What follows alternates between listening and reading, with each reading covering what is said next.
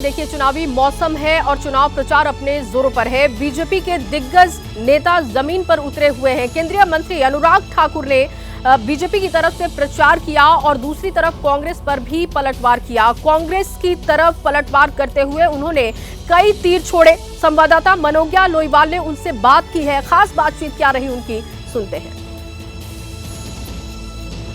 धुआंधार चुनाव प्रचार लगातार सभी राज्यों में जारी है जहां चुनाव भी होने हैं। इस पर बात करने के लिए हमारे साथ हैं केंद्रीय मंत्री अनुराग ठाकुर जी। इस समय जीत का कितना भरोसा है, खासतौर से उन राज्यों में जहां पर थोड़ी मुश्किलें ज्यादा हैं बीजेपी के लिए? जितनी पक्की मोदी जी की गारंटी, उतनी पक्की भारतीय जनता पार्टी की जीत। कांग्रेस ने झूठे दावे और झूठे वादे किए थे, अब जनता का मोह भंग हो चुका है। जहां भ्रष्ट सरकार, वहां से लोग दुखी हैं।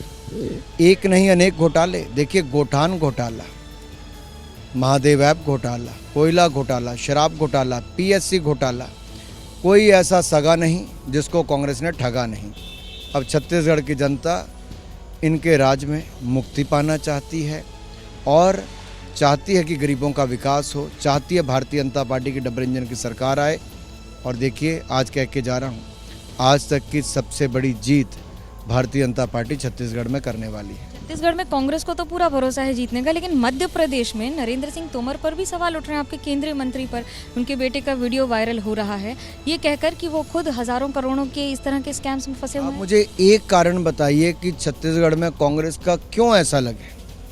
जिनके मुख्यमंत्री का चेहरा मुरझा गया, जिनके चेहरे पे घबराहट, बौखलाहट, हकलाहट, ये सब चल रहा है, और लोगों ने छत्तीसगढ़ के कहना शुरू कर दिया, अरे भाई ये तो भूपेश जी को टाटा बाय बाय करने का समय आ गया है। पहले तो छत्तीसगढ़ की मैं बात कहूँगा, यहाँ पे सवाल ही पैदा नहीं होता कि कांग्रेस आए। मैं कह रहा हूँ, लोगों का मोदी जी में विश्वास है, लोगों का ये विश्वास है कि डबल इंजन की सरकार जहाँ बनी वहाँ विकास हुआ। देखिए, इसलिए मनोज्ञा जी सवाल ये खड़ा होता है कि छत्तीसगढ़ की जनता किसी भी हालत में कांग्रेस को नहीं चुनने वाली। राजस्थान में सचिन पायलट और अशोक गहलोत दोनों की तस्वीर आई है, हम साथ साथ हैं।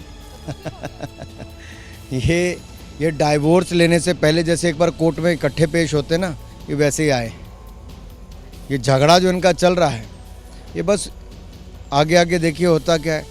इस चुनाव के बाद दोनों एक दूसरे के सिर पे ठीकरा फोड़ेंगे। उनका कहना है कि जब कुछ नहीं बनता है तो मोदी जी ठीकरा परिवार पर फोड़ देते हैं। राहुल गांधी का भी यही कहना है कि हमें टारगेट किया जाता है। प्रियंका गांधी का कहना है कि मैं तो सलमान खान की तरह सिनेमा में सिर्फ जब रोना होगा तो तेरे नाम पे ही रोया जाएगा। मैं इतना ही कहूँगा राहुल गांधी जी से, 5 साल पहले आपने जो वायदे किए थे, क्या बताएंगे कौन से पूरे किए? बीजेपी क्या डर गई है जो सारे केंद्रीय मंत्रियों को मैदान में उतार दिया, या उम्मीदवार कम पड़ गए थे? बीजेपी के पास कार्यकर्ताओं की कोई कमी नहीं। अगर आपको मोदी जी के उतरे तो दुनिया के सर्वाधिक लोकप्रिय नेता है इसलिए उतरे। मोदी जी के नाम पे गारंटी क्यों? क्योंकि सबसे विश्वसनीय नेता देश और दुनिया में कोई है तो नरेंद्र मोदी जी है। तो इसलिए अगर भारतीय जनता पार्टी के पास नेता हैं तो क्यों नहीं। हम तो जनता की सेवा में लगे हैं और हम सत्ता में आके सेवा करते हैं। जैसे ही घड़ी का काटा दोपहर 2:30 पे आए, बबीता जी का दिल सास बहू साजिश के लिए मचल जाए। और ये है इनकी बहू, पूरे दिन ऑफिस की टेंशन हो जाए गॉन जब ये करें अपना फेवरेट शो फ्री टाइम पे ऑन। इनकी तरह आप भी देखें अपना फेवरेट शो अपने टाइम पर और डाउनलोड कीजिए एबीपी लाइव ऐप अपने स्मार्ट टीवी पर।